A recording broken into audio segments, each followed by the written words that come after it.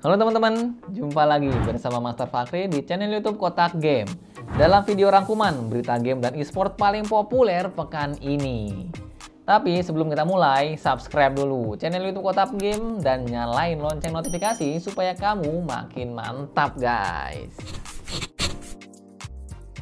Oke, kita mulai ke berita pertama. Ada apa ya? Ini. Rancangan undang-undang telah disahkan dan sekarang menjadi undang-undang oleh Presiden Joe Biden. Apa tuh? Isinya mewajibkan penjualan atau pelarangan TikTok di Amerika Serikat. Undang-undang Foreign Aid Bills yang disetujui oleh Senat mencakup melindungi warga Amerika dari aplikasi yang dikendalikan oleh musuh asing dan ditandatangani oleh Biden sehari setelah persetujuan Senat. TikTok menyatakan akan menantang undang-undang tersebut di pengadilan yang setidaknya dapat menghambat atau menunda pelarangan atau proses penjualannya. Berita kedua, Marvel Super Wars, game mobile yang sempat menjadi favorit banyak fans akan menutup layanannya. NetEase mengumumkan bahwa semua update pada game ini akan berakhir pada tanggal 27 Juni 2024. Keputusan ini didasarkan pada penyesuaian strategi pengembangan dan operasi perusahaan. Setelah maintenance pada 18 April 2024, semua pemain akan dapat menggunakan semua hero dan skin pada seluruh mode permainan, atau dengan pengecualian hero yang terkunci, yang tidak akan tersedia dalam mode ranking. NetEase berharap semua pemain dapat bersenang-senang dalam permainan hingga akhir. Sebelum tutup, nostalgia dulu nih bagi yang pernah main dulu. Berita ketiga, Meta membuat pengumuman mengejutkan mengenai sistem operasi yang akan mendukung mixed reality headset Quest mereka. Perusahaan membuka akses ke sistem operasi tersebut, memungkinkan produsen hardware pihak ketiga untuk menciptakan headset mixed reality mereka sendiri.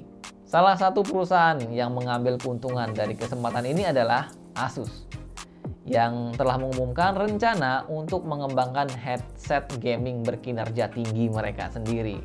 Nah, Asus berencana membangun headset gaming generasi selanjutnya dengan menggunakan Meta Horizon OS bersama Republic of Gamers.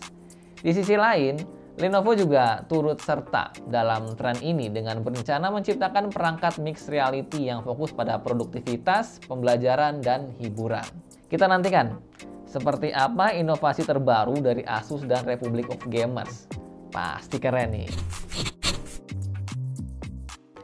Berita keempat, setelah adaptasi serial TV Fallout tayang, antusiasme para penggemar terhadap game Fallout kembali memuncak.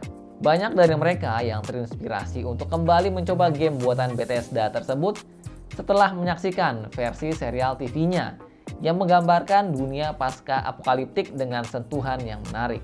Data yang dirilis oleh Bethesda melalui akun Twitter resmi mereka mengumumkan bahwa lebih dari 1 juta pemain mencoba Fallout 76 hanya dalam 1 hari setelah serial ini tayang.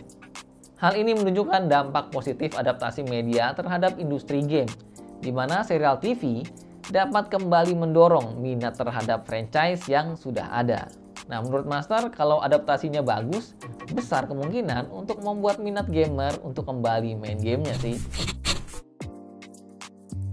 Berita kelima, seorang senior 3D artist bernama Fajrul FN bersama teman-temannya dikabarkan sedang mengembangkan game baru yang berjudul Condemned. Pengerjaan game ini masih pada tahap awal ya, dengan konsep yang terinspirasi oleh film aksi lokal seperti Merantau dan The Raid. Menggunakan Unreal Engine 5, Condemned bertujuan untuk menghadirkan pengalaman aksi yang solid.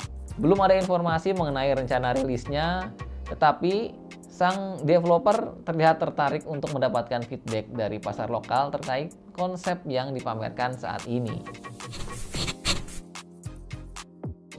Berita ke-6, Level Infinite berkomitmen untuk meningkatkan panasnya turnamen untuk judul-judul game e-sport terkemuka sebagai bagian dari perjanjian 3 tahun e-sport World Cup yang akan diselenggarakan di Arab Saudi. Kemitraan ini akan membuat PUBG Mobile meluncurkan acara Piala Dunia co-branded barunya dengan Piala Dunia e-sport dengan e-sport World Cup dengan total hadiah sekitar 47 miliar rupiah. Hal ini diikuti dengan event invitation tengah musim Honor of Kings yang juga diadakan di World Cup Esport. Kemitraan ini akan membuat PUBG Mobile meluncurkan acara Piala Dunia co-branded barunya dengan Esport World Cup dengan total hadiah sekitar 47 miliar rupiah. Hal ini kemudian diikuti dengan event invitation tengah musim Honor of Kings yang juga akan diadakan di Esport World Cup. Putra mahkota dan Perdana Menteri Arab Saudi Muhammad bin Salman bin Abdul Aziz mengumumkan rencana negaranya untuk menyelenggarakan Esport World Cup ini. Event ini merupakan bagian dari komitmen ambisius Arab Saudi untuk mengembangkan pilar e-sport dan game dalam perekonomiannya. Berita ketujuh alias yang terakhir, Netflix menghadapi tuduhan penggunaan gambar yang dimanipulasi oleh AI dalam film dokumenter kriminal berjudul What Jennifer Did, seperti yang dilaporkan oleh Futurism. Beberapa foto dalam film tersebut menunjukkan tanda-tanda manipulasi AI yang mencolok, seperti tangan yang terdistorsi dan artefak visual yang tidak biasa. Jika benar, tuduhan ini menimbulkan pertanyaan serius mengenai integritas penggunaan gambar dalam film dokumenter, terutama karena orang yang digambarkan dalam film tersebut sedang menjalani hukuman penjara sambil menunggu persidangan ulang. Nah, kemungkinan besar AI telah menghasilkan gambar berdasarkan foto asli Jennifer Pan. Namun, hasil manipulasi tersebut bisa memunculkan prasangka dan menimbulkan bias yang dapat mengaburkan penyajian fakta dalam kasus tersebut. Tulis pendapat kamu mengenai penggunaan AI dalam film dokumenter di komentar ya guys. Oke, itulah beberapa berita paling ramai di Kotak Game. Berita menarik lainnya bisa kamu temukan di website dan medsos Kotak Game. Kalau di circle kamu nih, ada berita seru apa? Tulis aja di kolom komentar ya. Like video ini kalau kamu suka, jangan lupa komen dan share ke teman-teman kamu. Sampai jumpa pada video-video selanjutnya.